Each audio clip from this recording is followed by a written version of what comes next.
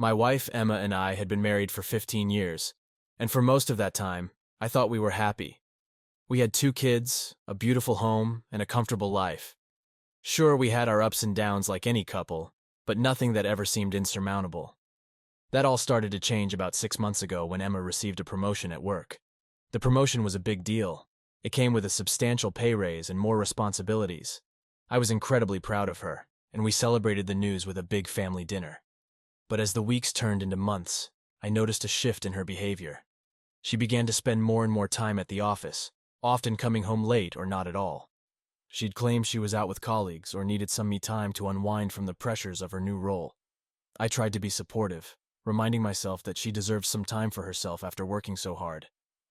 But it wasn't just the late nights. On weekends, instead of spending time with the family, Emma would make plans with friends, often leaving early in the morning and returning late at night. It felt like she was avoiding us, and I couldn't help but feel a growing sense of unease. The final straw came one Saturday night, when Emma had promised to be home for a family movie night, but ended up canceling at the last minute. She said something had come up with a friend, and she had to go. That night, after putting the kids to bed, I found myself sitting alone in the living room, the TV playing to an empty room, and the weight of my suspicions pressing heavily on my mind. I couldn't shake the feeling that something was wrong, that there was more to Emma's absences than she was letting on. I needed to know the truth, and that's when I decided to take matters into my own hands. The next day, I bought an Airtag and secretly placed it in her car. I felt guilty for spying on my wife, but my need for answers overpowered my sense of right and wrong. A week passed with no significant revelations.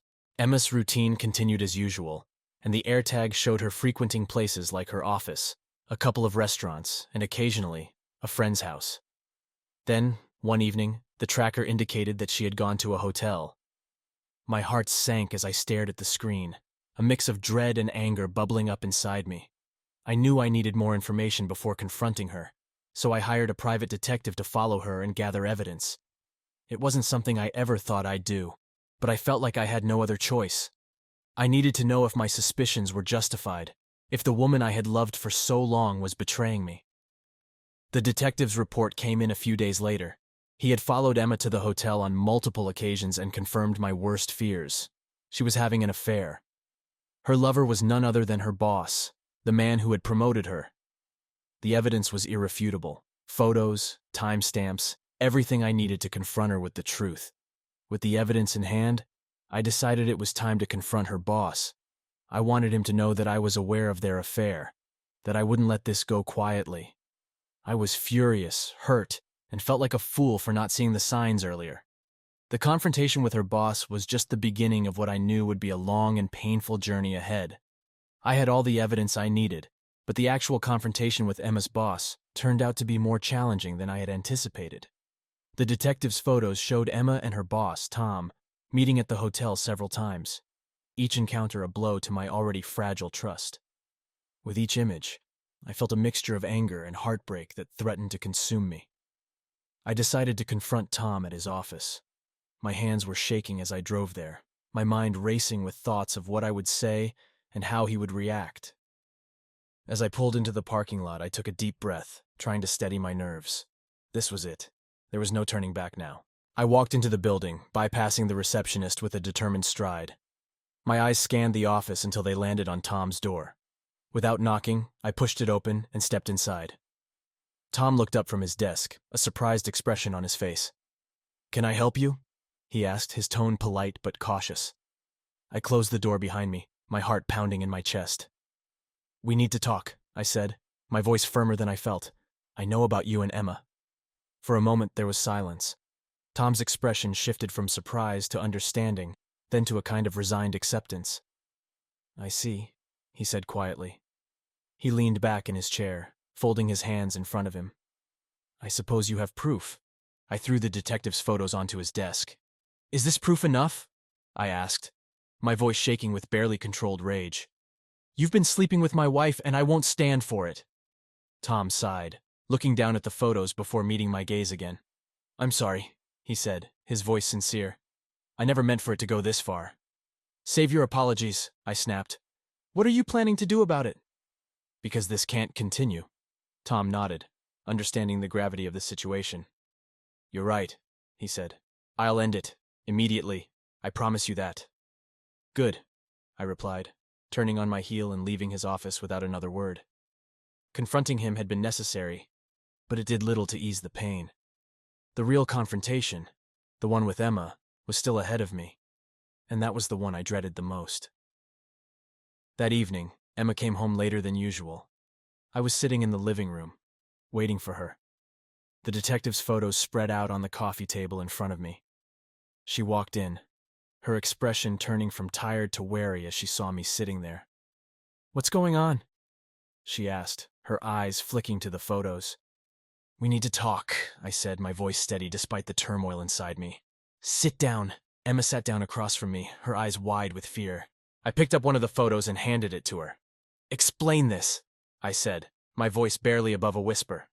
She took the photo, her face draining of color as she realized what it was. I can explain," she stammered, tears welling up in her eyes. "Please do," I replied, crossing my arms over my chest. "Because right now, all I see is my wife having an affair with her boss." Emma looked down at the photo, tears streaming down her face. "I'm so sorry," she whispered. "I never wanted to hurt you. It just happened." "How long?" I demanded, my voice rising. "How long has this been going on?"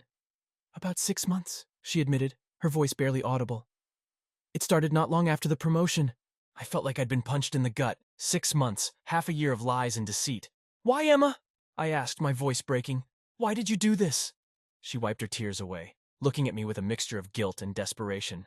"I don't know," she said. "I was feeling overwhelmed with the new job, the pressure, everything. Tom was there, and one thing led to another. I know it sounds like an excuse, but it's the truth." I shook my head, trying to process everything she was saying. "Do you love him?" I asked, dreading the answer. "No," she said quickly. "No, I don't. It was just a mistake. A terrible mistake. Please believe me." I wanted to believe her, but the pain of her betrayal was too raw, too fresh. "I need some time," I said finally, standing up. "I need to think about everything." Emma nodded, tears still streaming down her face. "I understand," she said. "I'm so sorry. For everything." I walked out of the room, leaving her sitting there with the photos, the evidence of her infidelity. As I closed the door behind me, I felt a wave of emotions crash over me. Anger, hurt, betrayal, but most of all, an overwhelming sense of sadness for what we had lost. The days following our initial confrontation were some of the hardest I'd ever experienced. Emma and I barely spoke, the silence between us thick and suffocating. I spent a lot of time alone, trying to process the betrayal and figure out what to do next. Every time I looked at her, all I could see were the images of her with Tom, and it tore me apart. One evening, about a week after our confrontation, I decided it was time for us to talk again. The kids were staying at my parents' house for the weekend, giving us the space we needed to have an honest conversation. I found Emma in the living room, staring blankly at the TV. She looked up as I entered, her eyes red and puffy from crying. "We need to talk," I said, sitting down across from her. "We can't keep avoiding this." She nodded, turning off the TV. "I know," she said quietly. "I've been waiting for you to be ready." I took a deep breath, gathering my thoughts. "Why didn't you come to me, Emma?" I asked, my voice heavy with emotion. "Why didn't you talk to me about how you were feeling instead of turning to him?" Emma looked down at her hands, tears welling up in her eyes again. "I don't know," she whispered. "I guess I was afraid. Afraid of burdening you with my problems. Afraid you wouldn't understand." "Of course I would have understood," I said, my voice breaking. "We're supposed to be partners, Emma. We're supposed to support each other through everything. That's what marriage is about." "I know," she said, her voice barely audible. "I know I messed up, and I'm so sorry. I never wanted to hurt you. I just felt so lost, and Tom was there. It was a mistake, a terrible mistake." I looked at her, seeing the pain and regret in her eyes. "Do you want to save our marriage?" I asked, my voice trembling. "Because if you do, we need to be honest with each other. We need to rebuild the trust that you've broken." "Yes," she said quickly, reaching out to take my hand. "Yes, I want to save our marriage. I'll do whatever it takes. Please, just give me a chance to make things right." I pulled my hand away, the hurt still too fresh. "It's not that simple, Emma," I said. "You can't just say sorry and expect everything to go back to the way it was.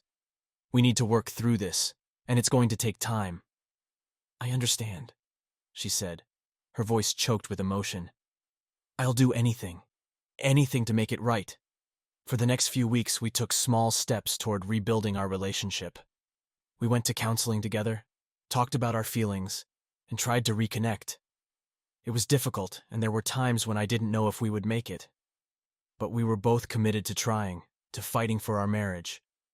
Despite our efforts, the betrayal still hung over us like a dark cloud. I found it hard to trust Emma, to believe that she wouldn't hurt me again. Every time she left the house, a part of me wondered if she was meeting Tom, even though she assured me that the affair was over. One evening, as we sat on the couch together, I decided to ask the question that had been gnawing at me since the beginning. "Why him, Emma?" I asked, my voice trembling. "Why did you choose Tom?" She looked at me, her eyes filled with sadness. "I don't know," she said. "I guess because he was there, because he made me feel wanted when I felt invisible. But it was a mistake, and I regret it more than anything." I nodded, trying to understand her perspective. "I need to know that this won't happen again," I said. "I need to know that I can trust you." "You can," she said, her voice earnest. "I promise you, I will never hurt you like this again. I love you, and I want to make this work." It was a long road ahead, but for the first time in a while, I felt a glimmer of hope. We were both willing to fight for our marriage, to put in the effort to rebuild what had been broken. It wouldn't be easy, but I was determined to try. As the weeks turned into months, Emma and I continued to work on our marriage. We attended counseling sessions regularly, communicated more openly, and made a conscious effort to spend quality time together. Slowly, the wounds began to heal, and trust started to rebuild.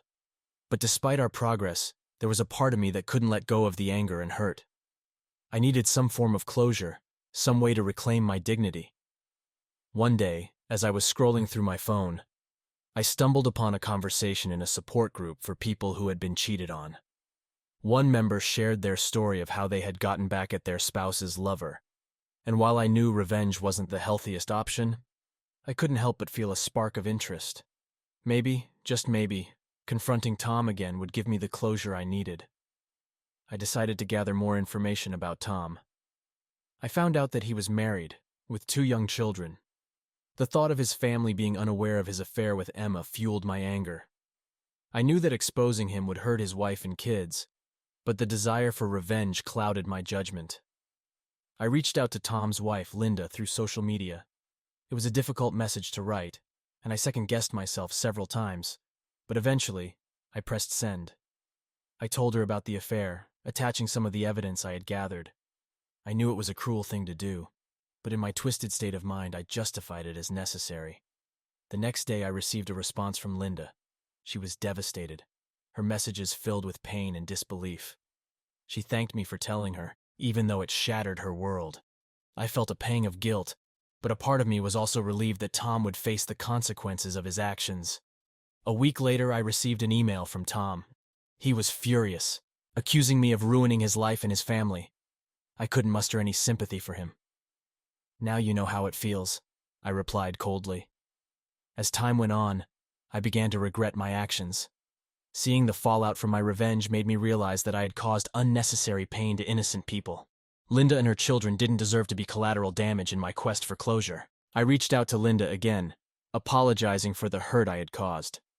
She appreciated the apology, but understandably needed to distance herself from the situation. Emma eventually found out about what I had done. She was upset, not because I had exposed Tom, but because I had acted out of anger and hurt. "I thought we were trying to move forward," she said, her voice filled with disappointment. "We are," I said, struggling to explain my actions. I needed to feel like I had some control, like I wasn't just a victim." She sighed, taking my hand. "I understand that, but revenge isn't the answer. We need to focus on healing, not hurting others."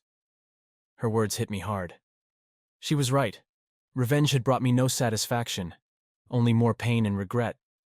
I decided to let go of my anger and focus on rebuilding my life and my marriage. After months of counseling, open communication, and a lot of hard work, Emma and I managed to rebuild our marriage to a point where we felt stable again. We weren't the same couple we had been before the affair, but we were stronger in some ways, more honest and open with each other. However, the scars of her betrayal were still there, and I knew they always would be. One evening, as we were sitting together on the porch, Emma turned to me with a serious expression. "We need to talk about the future," she said. I nodded, bracing myself for whatever was coming. "What about it? I want to make sure that if anything like this ever happens again, we both have protections in place," she said. "I think we should revisit our legal arrangements." It wasn't an easy conversation to have, but it was necessary. We decided to consult a lawyer to discuss updating our wills, financial arrangements, and a post-nuptial agreement. It felt strange, almost clinical, to be talking about legal protections in the context of our marriage. But it was also a way to ensure that we were both secure, no matter what the future held. The lawyer helped us draft a post-nuptial agreement that outlined our financial responsibilities and the division of assets in case of another infidelity or separation. It was a sobering process, but it also provided a sense of security. We both signed the agreement, a symbol of our commitment to transparency and trust. With the legal arrangements in place, we turned our focus back to our relationship. We continued to attend counseling sessions, both together and individually, to address the lingering issues and ensure we were both on the path to healing. As the years passed, our marriage became stronger. We learned to navigate the complexities of trust and forgiveness, and while the memory of the affair never completely faded, it no longer defined our relationship. We found new ways to connect, new experiences to share, and a deeper appreciation for each other. Emma's promotion at work continued to be a source of pride for both of us, but she made a conscious effort to balance her professional and personal life. She never stayed out late without discussing it with me first, and she prioritized our family time above all else. Reflecting on our journey, I realized that the affair had changed us both. It had been a painful and challenging experience, but it had also forced us to confront our weaknesses and grow stronger as individuals and as a couple. I learned that healing from betrayal is a long and difficult process, one that requires patience, understanding, and a willingness to forgive. It wasn't just about moving on from the past, but about creating a future that was built on trust and mutual respect. Emma and I continued to work on our marriage every day, knowing that it was a constant effort. We weren't perfect, and we never would be, but we had come a long way from the dark days of infidelity and revenge. In the end, it wasn't the legal actions or the revenge that saved our marriage. It was the love and commitment we had for each other, the willingness to fight for what we believed in, and the understanding that even in the face of betrayal, there is always hope for redemption and healing. And as we sat together on the porch, watching the sunset, I felt a sense of peace and contentment.